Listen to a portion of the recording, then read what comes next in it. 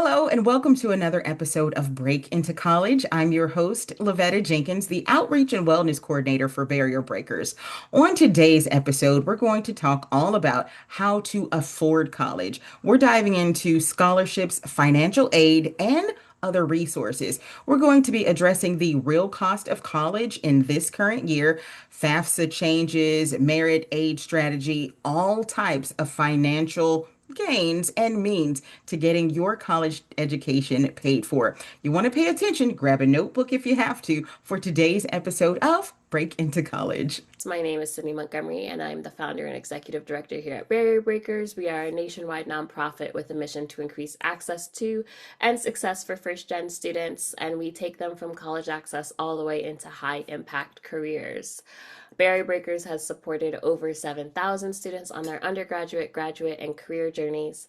Our students have received over $490 million worth of scholarships, and all of our advisors are current or former deans or directors of admissions or admissions officers. I'm joined by Leah and Eddie, and I'm so excited. Leah has over 20 years of experience in the education sector, including more than 15 years in the higher education world, focused on undergraduate and graduate financial aid, admissions, and nonprofit financial education. She has worked in financial aid across several sectors, including Columbia Business School, Penn State Dickinson Law, Dickinson College, in positions from assistant director to assistant vice president. She has most recently joined Juno after serving as a regional director for financial education at Access Lex Institute. And then we are also joined by Eddie, who is Juno's undergraduate partnership manager. He has previous experience in admissions at Yale and Williams College. He was most recently a college counselor at Phillips Academy, Andover, before moving on to pursue an MBA at Northwestern's Kellogg School of Management. Leah and Eddie, thank you so much for joining me here today. Thanks so much for having us, Sydney. We're just thrilled to be here. It's such a pleasure, especially talking with all who are here as well. Thanks for having us. Yes, thank you. I just want to start, with some basics before we hop into the questions, because people may have various degrees of financial aid knowledge, and we've got parents from ninth grade parents who are just getting started with high school, haven't maybe started thinking about college financial aid, to parents of 12th grade students who are very much thinking about college and maybe even looking at some financial aid letters right now. Can we just talk about really quickly what are the terms? FAFSA, what's a CSS profile, what's a student aid index? What other terms do they need to know? Yeah, I would love to jump in that because that is the basics. The FAFSA is the free application for student aid. And like it sounds, it is free. It is the Department of Education generated form where you can put in your information. A lot of people have attached a lot of fear to this form, but they've really streamlined it. Can be linked to your tax return so that there's very little information you have to input yourself. It'll bring all of your income over. You'll have to add assets. Schools use it to assess always federal aid. So if there's eligibility for Pell Grants, something called an SEOG grant, and federal loan eligibility, work study eligibility. Some institutions will award need-based aid off of the FAFSA, but other institutions will require a little bit more because the FAFSA has been so streamlined. Some institutions, particularly those that give out a lot of need-based aid, will really want to make sure they understand a financial picture, and they'll request the CSS profile, which is a College Board tool that you would fill out for those schools and really goes in depth. But so while people generally don't enjoy filling out the CSS profile, not that I know many people that enjoy filling out forms, but essentially they will ask for multiple year information because the FAFSA is only looking at prior year information. So older tax returns, so basically 2 years from basically 2 years prior by the time you're starting college. The CSS profile will ask for some more recent information, and there's also a little box where you can put in special circumstances, which the FAFSA does not calculate. So in some ways, the CSS profile is really helpful to alert schools that are not to things that are not easily captured on the FAFSA. There's no form to be like, hey, this year was an unusual year because I rolled over an IRA and that's capturing in there and needs to be removed. Where the CSS profile can do that, the financial aid office can proactively reach out and get some of that additional information so that your initial offer can match what your financial situation actually is. SAI, that's another acronym you hear a lot, Student Aid Index. That is one of the results of the FAFSA that you'll get. And essentially used to be called EFC, Expected Family Contribution. So if you have older children that went through college during that time, that term is now changed. But it's basically a representation of a number that arguably parents may need to contribute to the school, but that is often not the actual case. So I don't want you to panic if you fill out the FAFSA for the first time and see a number that feels unreasonable. Eddie, what did I miss there in the basics? I think that was super, super comprehensive. There's a lot of acronyms, terms. I think online there are several like financial aid glossary sheets that are helpful to reference. Even things just like the cost of attendance and kind of what is encompassed within the total cost of attendance or the sticker price that you might see that a university is advertising. So that is meant to be all encompassing. Sometimes it will include things like build expenses, which are tuition, fees charged by the university, room and board, or also sometimes called housing and meals. So just understanding kind of the breakdown of what all the different costs are to the university. And then also in that are the unbilled expenses. So things that are not directly charged by the university, but the student and family will still be responsible for. So that includes things like transportation to the university. Do you have to take a flight? Do you have to get on a plane, or do you need a bus ticket, a train ticket? Can you drive to campus if your family has a car? So the cost of attendance can vary based on some of these estimations, and based on your geography, right? Because plane tickets are more expensive than a train ticket would be. So other things like personal expenses are included. Books can vary semesters to semester as well. So it's an estimation.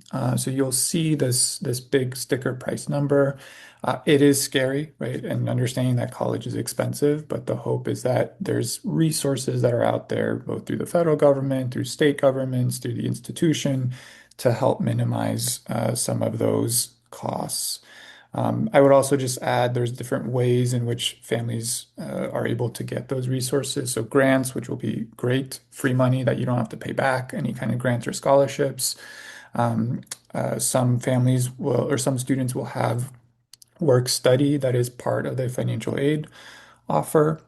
You don't have to take it on, but it's a way that the student can take on some additional responsibility to help pay for the cost of college. And there are some cases in which loans may also be part of the conversation. So many ways to think about it. And then with my admissions hat on, I'll just say maybe two other key terms that, again, not to throw a lot at you, but I always encourage families to know whether a school is need blind in the admissions process, or need aware. So if a school is need blind in the admissions process, that means that they will not consider a family's ability to pay when making an admissions decision. So regardless of whether or not you fill out the FAFSA, whether or not you mark yes on the common application, then it's independent from the decision the admissions office makes. Now, there are other schools, and the majority of schools, kind of thinking about the reality of every school's financial situation, are need aware, where there may be some consideration. Now, the degree to which this is taken into consideration can vary. So some will only be need aware kind of in that final decision making for just a couple students that it might impact. So something to know about whether a school is need blind or need aware, and then whether or not the school meets 100% of a student's demonstrated financial need. So what that means is that a financial aid package will be given to the student with a combination of different ways to meet that need, right? So like we talked about grants, loans, or work study. And so that financial aid package will cover that comprehensive total cost of attendance. Hmm, great. And I did see a question pop up in the chat. What about merit scholarships? That's another piece of taking a look at the schools you're looking at. What types of aid do they offer? There are some families who may not demonstrate need on paper, but still need some help with that. And merit aid can often be a way to go towards that. So that might be part of the strategy of some of the schools you apply for. And merit is basically based on the strength of the admissions application in comparison with the pool, what the school needs. It could be based on grades. It could be based on, most likely it's based on a holistic review of the application, but could be test scores, grades, community involvement, extracurriculars, strength of writing samples, things like that, that can all go into that merit piece. And I just always like to say, because I find many people somehow get to the point of applying without realizing this, every school in the US must put on their website a net price calculator. And that is an imperfect tool in many cases, but a tool to try and understand what your bottom line net costs are. So when you're starting to research schools and trying to figure out if it is a potential fit, I highly recommend doing the net price calculator at the schools that are at the top of your list.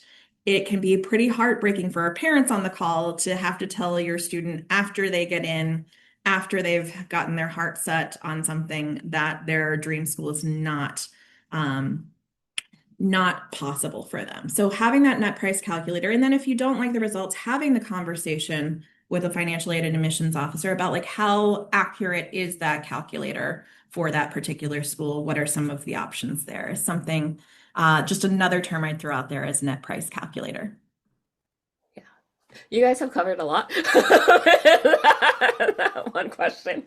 But no, that was really helpful. A few things that I want to highlight. I love what you said about merit aid. And I do want to highlight for parents and people listening that there are a number of schools that have even full tuition merit scholarships for students that are heavily involved in making a difference in their community and community service, a community projects. I would say like beyond like, volunteering at a soup kitchen, but really like making a meaningful difference. So again, another plug for Brad's session later tonight on meaningful passion projects and meaningful work, because oftentimes at Barrier Breakers, we have had students that have received those full tuition scholarships. I think like WashU is one of like my favorite. Vanderbilt has one as well.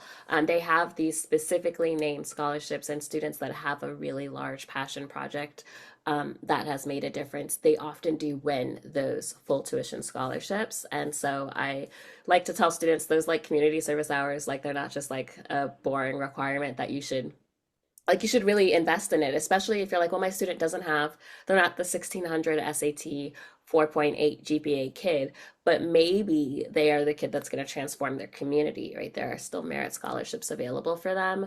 The second thing I want to plug in that is that at Barrier Breakers, we make all students and parents look at the net price before application. That is just, I think it's just a requirement. We use and partner with an organization called College Aid Pro, which I believe is something that parents and students can also look at. But it allows you to make your list. When you have your list, you can throw them all into College Aid Pro, and you can put your financial aid information in, all of your financial pieces in one time, and it will give you the net price of all the schools, as well as the merit scholarships that your student might be eligible for based on like GPA and test score and kind of other things that you put into the software. And so we find that to be really helpful, but I would say it is a requirement before your kid writes 5 essays. Make sure that this is a school that is a good fit. And when we talk about building a college list, it is not just about admission, if you have likely schools, target schools, and reach schools, they also need to be schools, all of these schools need to be schools that are financially feasible. So while not all of the schools might be, I would say, always academically feasible, because you're always going to have those reach schools. They all, 100% of them, need to be financially feasible. And what that means is that you need to have a plan for paying for each and every school on the list. If my kid gets into their reach school, this is how we plan to pay for it. If my kid gets in here, this is how we plan to pay for it. And that could be loans, and that could be grants, and that could be 529s, and that could be grandma chipping in, and that could be a kid getting a job. But there just needs to be a plan. The plan can't be, we'll figure it out when we get there, because that's not a plan. That's plan, but it's a plan for sadness, and we don't like to plan for sadness. We like to plan for happiness. So I think this kind of brings me to the first question, is that you touched upon it a little bit, but what happens? Like, what's a financial aid surprise that families often encounter too late? Yeah, I'll let Eddie start with this one since took the lead on the last one, and then I'll chime in. Yeah. So I think as I think about this question, some of the things that come up in conversations that I have with parents, at least, is ensuring that you first know all of the sort of line items on your financial aid offer. So this is very relevant for seniors because you have them now in hand. And this is going to be something for those who are younger to keep in mind. Make sure you're understanding kind of what exactly is going to be either asked of you, that you're asked to pay for, that you're asked to contribute in some way, or that you may be maybe not required to, but it either encouraged or it's an option, right? So like I mentioned, work study is not ever a requirement for students to do, but it can serve as a very viable way for a student to have a reasonable work commitment, right? We're not talking about working full time while you're a full-time student at all, just a reasonable work commitment to help earn a couple $1,000s, which can matter a lot over the cost, sort of over the 4 years of college. So I think that would be one thing. And then also just ensure that you're aware whether or not any scholarship that you do receive is consistent over the course of 4 years. So are the scholarships renewable? Right, we talked especially about merit scholarships. Leah highlighted a lot of those. So are there any kind of requirements that you have to keep in mind? Are there GPA requirements, right? Like, and I'll throw in as well, there may be particular merit scholarships for a talent that you have. It could be an athletic scholarship, which we hear a lot about, right? It could be talent in music or visual art in some way. So some skill that a student has, an attribute that is very appealing and attractive to that university, such that they want them to come to, that institution. And so, are there specific requirements? Are there academic thresholds that the student has to maintain over time to keep that scholarship? Or generally, is that scholarship just offered for freshman year, the first year of college, or is it a 4-year academic package? Because if it's, let's say, a $20,000 merit scholarship, like we're going to celebrate, that's great. But no, is it $20,000 scholarship for 1 year, or is it $20,000 over 4 years? Because that's a very dramatic difference of 80,000 in total versus 20,000 in total. So I would just double check, make sure any scholarships that are received are consistent and renewable over 4 years as well, and not just a 1-year offer. Yeah. And I don't have a lot to add to that. One other small piece I want to highlight is, a lot of students will try and apply for outside scholarships as well, which is really important to try and drive down that cost. But some schools will use that to reduce their institutional aid. So I think my really biggest takeaway there is when you narrow that list of schools down, make sure you really understand their financial aid policies. Do they reduce loans first before touching institutional aid for outside scholarships? And I do encourage students to apply through external scholarships, through local. Sometimes people overlook those local scholarships, and those are some of the best. They have a hard time finding folks and getting that marketing out for those local, Elks Lodge, et cetera, scholarships. So look in your own communities as well as those online lists, right? Because everyone, I think, kind of gravitates these days to those online lists, but don't be afraid to check your local libraries and your various community organizations as well. And also, if you're going to a school that meets full demonstrated need and you're having a big change in your financial situation in the next few years, even if they can't consider that change now, having that conversation of how is this potentially going to affect me? Because some schools will reevaluate that need-based aid every year. So if you have a windfall, and all of a sudden your assets are going significantly up, you could find yourself in a very different aid situation. Conversely, if you know that you're retiring in a couple of years, sometimes you can get some help to forecast what that might look like for older parents. Yeah. Love that. Thank you. Those are all really great. Gonna plug local scholarships. They are the best. Not that the national scholarships aren't great, but I don't know. I have a lot of mixed feelings about external scholarships. We could go on and on and on about my feelings towards external scholarships, um, and the time and return on investment on many of them. But local scholarships, great use of your time. How do you, and you've probably covered a little bit of this, but how do you advise students to compare their financial aid offers beyond just the total cost? And I know that you guys have, I'm going to loop this in there. I know that you guys have an appeal calculator. So what strategies have you seen students use to successfully appeal financial aid decisions? What is the Juno appeal calculator? How can that help them? Yeah, obviously cost is not the only factor. We need to find a good fit. But when comparing offers, you want to make sure you're comparing apples to apples. One of my pet peeves that I could go on and on about is the fact that financial aid letters are not standardized. There's some best practice suggestions out there, but some schools have been slow to adopt it. They all release, Not standard. They're not standard. They're hidden. They're hidden beyond. I have had to look for some letters in some accepted portals. They're not released at the same time. They don't come with admissions letters. I'm sorry. I will get off my soapbox now. Continue.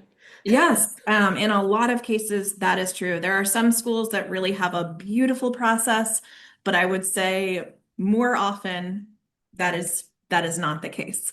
So you want to make sure you're understanding the difference between gift aid, your total cost, but you also want to think about, is this a good academic fit? Sometimes paying more for better outcomes, better potential outcomes, there's a case for that.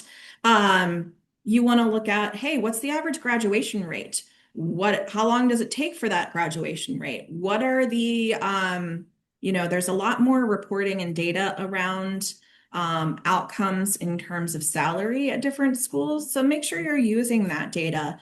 But at the same time, my liberal arts heart that spent a lot of time at those types of institutions, and as a former theater major, I also think there is knowing your student, what's going to feed them, what's going to give them life skills, and that is scary for parents. I know my parents had a very hard time when I changed from a chemistry major that they were very excited about to a theater major, that theater and speech. So I that public speaking piece is something I use all the time.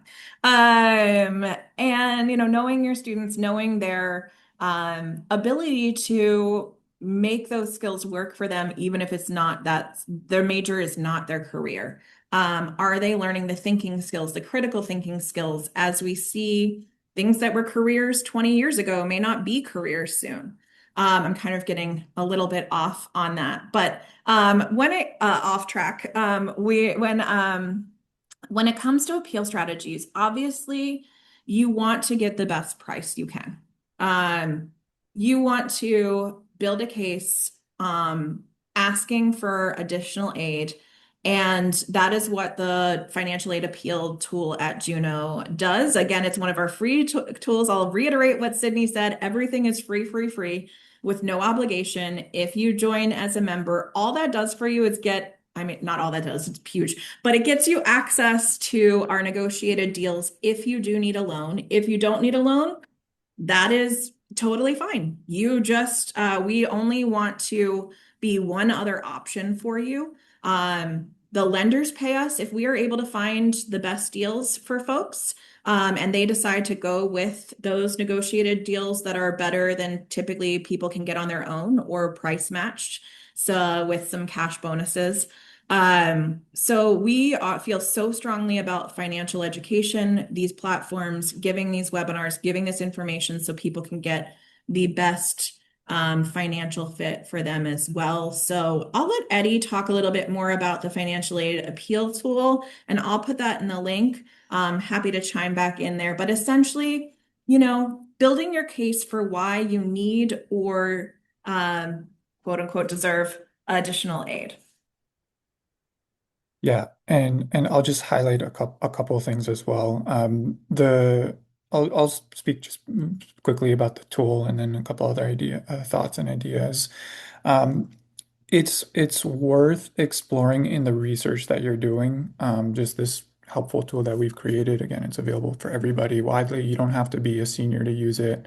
For any juniors or sophomores or freshmen in high school, feel free to play around with it. It's part of the research that you should be doing and not to be doing. If you don't have specific numbers on the cost of a university, the cost of attendance is public knowledge. You can find those on their website. But if you don't have a financial aid package yourself, you can just make up some numbers and see how the tool works and maybe estimate. You can use the net price calculator tools if you really want to go in depth and then plug all of that information in. The thing that I would encourage families to focus on, especially as you're thinking about the financial aid costs and sort of all that goes into it, is look at the net cost to your family. Don't just look at what the total cost is. So you want to look at the total cost of attendance, and then from there you subtract any kind of scholarships or aid that you received. And then the difference is your total financial need, and then hopefully you have a financial package that covers all of that. And if it doesn't, then that's the total amount that the family is going to be responsible for. So again, there's many ways, Sydney mentioned this, many ways where you can fill that need, whether it's work, whether it's 529 plans and savings, and many other ways. So look at, and on the tool, the Juno tool, it's going to be the rightmost column. It's the title is called You Pay. So basically that's the net cost. What is the family expected to pay from there? That's really what you should focus on, and that's going to serve as the basis of any appeal that you do. Now, it's not equivalent to, the reason I emphasize this is because it's not going to be equivalent to go to a university. Let's say you have two offers of admission, so I'll speak to the seniors here. And you say, okay, University A gave me a $30,000 scholarship. And you go to University B and they only gave you 20. And you're like, hey, University B, this school gave me more money. That might sound at face value like one school's better, right? But let's say University A costs $90,000, which is not unlikely, especially if you're looking at a private university now. And so the school costs 90,000, they gave you 30,000, so your net cost is 60. But University B costs 50,000 and they gave you a 20,000 scholarship, so you're only paying 30. Right? So that, it's a dramatic example to highlight the difference, but please make sure when you focus on submitting appeals, you're focusing on the net cost, not the total, the sticker price or the gross dollar amount that the aid award is, because those are not going to be comparable situations. Now, of course, let's say you apply to two private universities that are sort of similar in how they allocate financial aid, and one did give you 30,000 and another gave you 50,000, then that is an opportunity to say, hey, like, is there any ways I'm really excited about University A, but this school gave me a lot more aid to make it reasonable or make it affordable for my family. Is there any way we can make it work? Right. Of course, in those situations, you might want to consider that. But definitely look at, again, the net cost, not just the total dollar amount that you receive, because those those are not always equivalent in terms of how they're reviewed. Um, and I would just add one last thing, kind of in thinking about the process, make sure you include any documentation. You have to include documentation to support your appeal letter. So financial officers have the ability to make professional judgment decisions to accommodate some of those circumstances that may have not been included on the original financial aid application.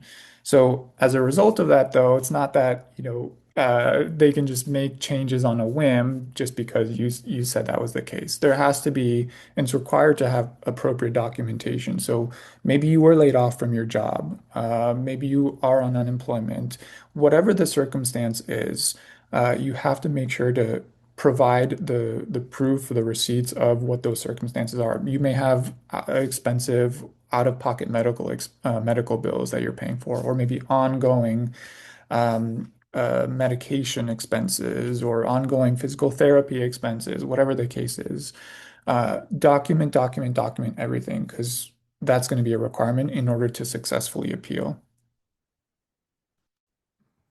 Thank you for that. And yes, I'm just like co-signing everything. This is one of my like favorite topics actually.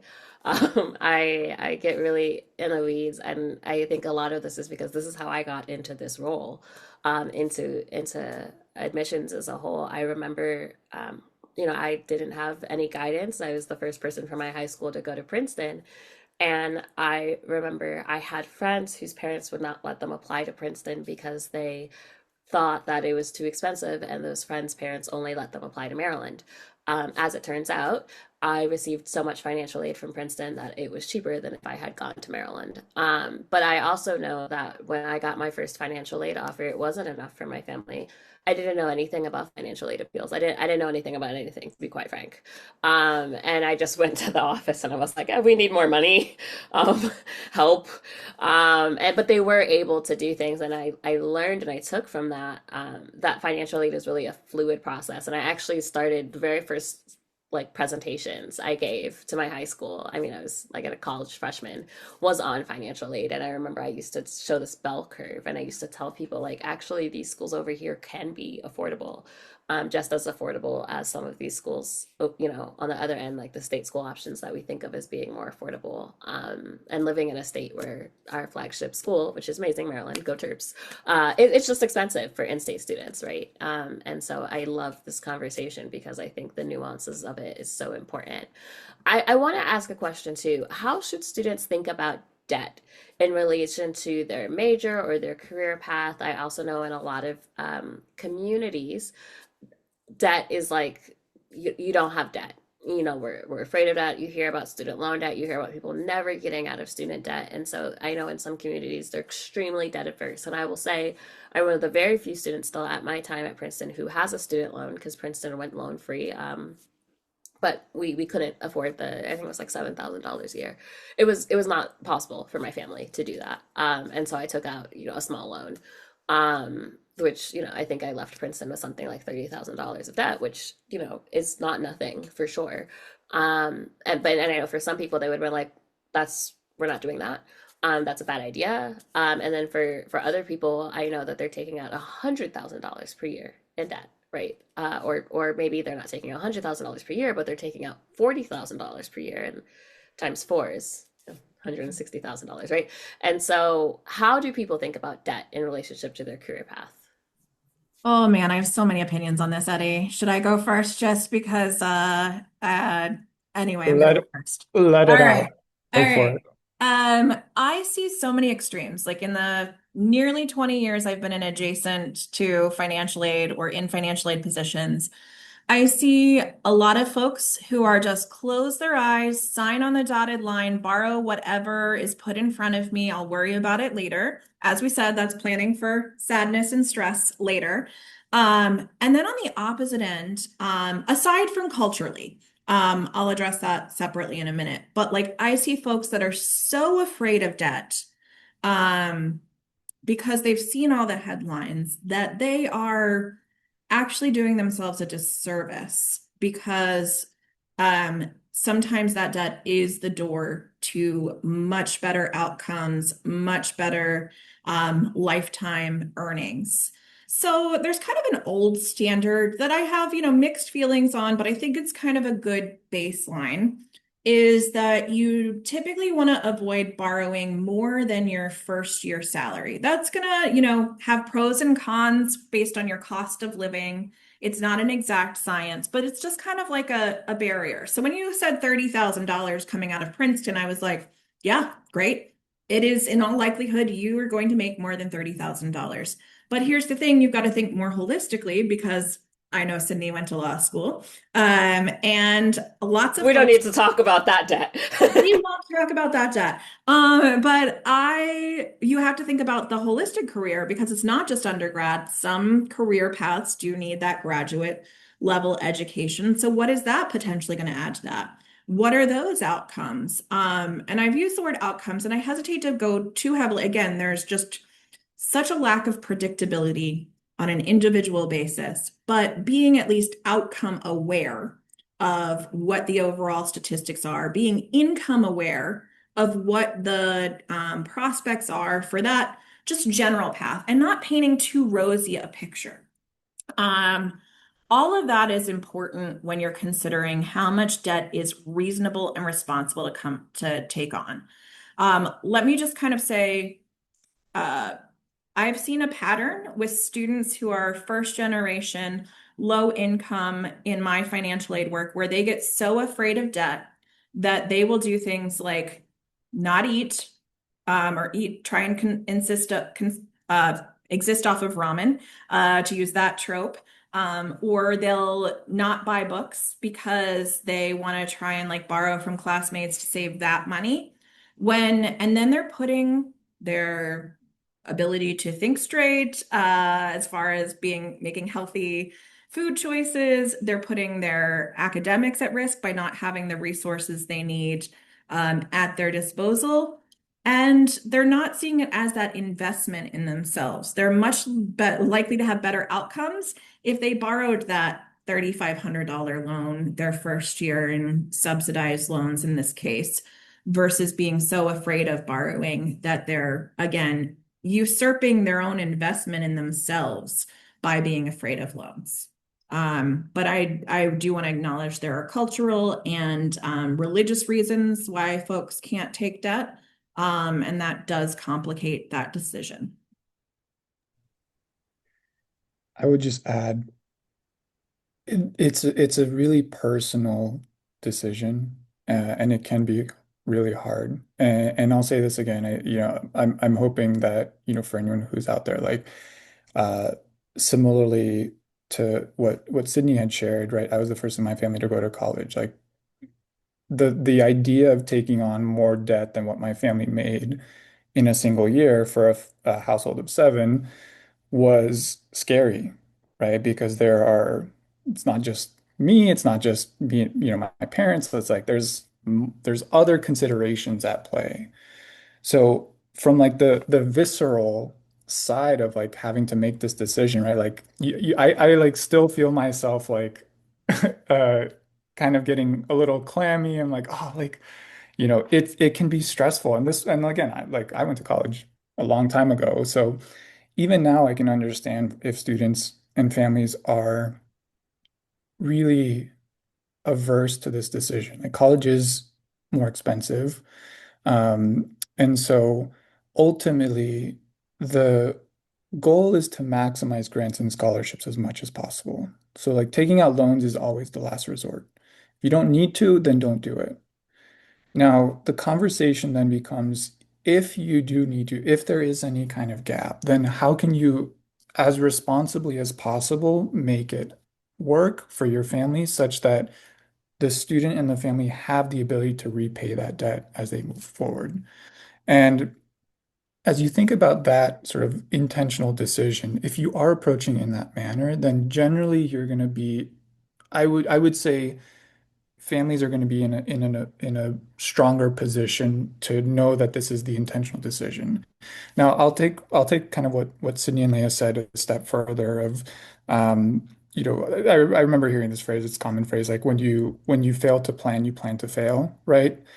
But this isn't just planning for sadness if you're not going through this process very intentionally. We don't need to get into the details of it now, but there are changes to the federal borrowing limits that are starting this July 1 of 2026. And so we've all had conversations with families who were in that boat of saying, I'm just going to figure it out. Like, I'm just going to take out loans, and it'll be fine. Like, you could kind of get by with it, because before you could borrow Parent Plus, the Parent Plus through the Parent Plus program up to the cost of attendance. And I mean, it's a 9% interest rate loan. It's not horrible, or it's not great, but it's also not the worst that you can see. And again, families could get by with that strategy or with that approach. It's not really a strategy, but with that approach. Now that's not going to be possible anymore.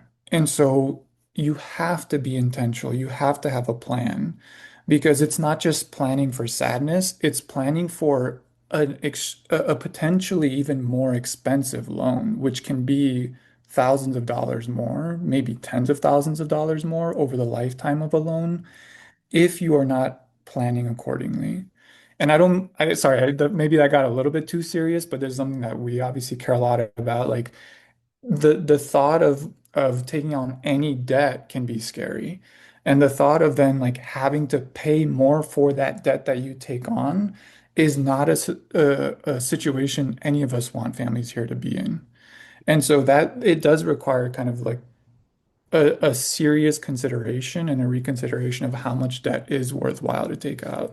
What are the rates that you can see when you're even going through this process?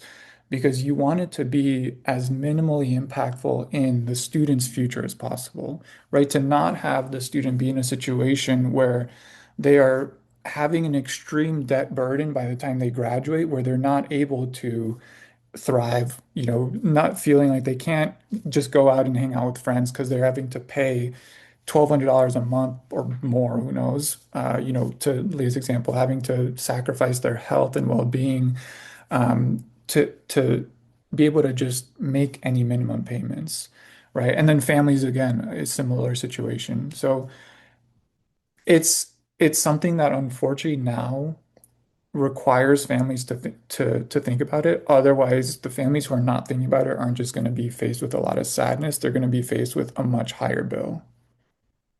I think running number, just to think, there are loan calculators out there. We can help with that with our one-on-one meetings. There are calculators out there and on the Department of Ed's website, and broader ones, knowing what you're getting into afterwards, rather than it just being a number in the sky that you're seeing, what it looks like upon repayment. That's so helpful. We have about 5 minutes left. This was such an impactful conversation. And I know that people are like, well, where do I start with like scholarships or where do I start? If you could, in these last 5 minutes, kind of give parents who are listening like a little roadmap or a little like, these are your next action items. And this is like the information I want to leave you with. If each of you could just kind of talk a little bit about that. No big deal. Just like big, huge final words, Yeah, huh? yeah, Okay. big financial aid Yeah. in 2 minutes. Getting Please funded go. to everyone. Yeah. Okay. So I'm gonna go in with that. Like, there's no 100% right way to do this. You need to know. So for our students on the call, you want to know yourself. For parents, you want to know your student. You want to have open financial conversations with them to the point that is reasonable and appropriate, so that you don't have those spring heartbreaks again that I mentioned, when you might get into something that isn't financially feasible. So avoiding that poor financial fit coming up late in the process. And start doing those net price calculators if you're not in the current cycle, to start getting an idea of what college could potentially cost you. And then that helps you inform you of what types of institutions may be the best financial fit. So there might be some folks where they need to go to schools that award heavily based on merit, versus others where they need to, some of those schools have pretty big gaps for financial need. So they might want to go to a school that meets 100% financial need Even better if it's without loans. That doesn't necessarily mean you won't need a loan, but it means that basically they're going to meet that demonstrated need through the FAFSA or CSS profile or both, through that combination of grants, scholarships, work, and sometimes loans. So that is my advice. Like, go. I didn't know about that tool that you have your families do. That is such a great idea. Where if you have that list, that collegeaidpro.com, I'm going to check that out myself, because it is so much easier than entering it into, like, 10 schools, let's say, to find out what those net costs might be. So I know it's overwhelming. I know it feels like a crazy process, but doing those things to get actual numbers helps you then go through the plan. And with that College Aid Pro saving you from having to do that multiple times, that makes it even easier to get that information that you need for financial fit. So that's kind of like for my freshmen through juniors advice. Eddie, anything else? Yeah, very well said. I'll actually point to a conversation I had yesterday with a student at the fair, and just kudos to barrier breakers, to the student and to their family, because it was such a refreshing conversation for me to have. This was a high school junior who was going through the process, and this student knew their stuff, like they knew their numbers. And not like, exactly like how much they need to borrow and everything like that. But like what was really encouraging is that, first of all, it is possible to have these conversations and for students to, for any parents who are listening here, to have this conversation with your child and for the student to have an understanding of what the situation is, right? There's many families, and I understand this, where parents will say, I'm going to do whatever it takes. You're right, I'm going to borrow whatever it takes to make sure my child's dream comes true. I completely admire that, and I respect that so much. I also want to make sure that families are in an overall healthy position to not have to make, really, in the interest of supporting their student, to make some really difficult decisions that will put the family in an uncomfortable position. And so it is absolutely possible to have these conversations to say, hey, we understand that this may be our particular financial scenario.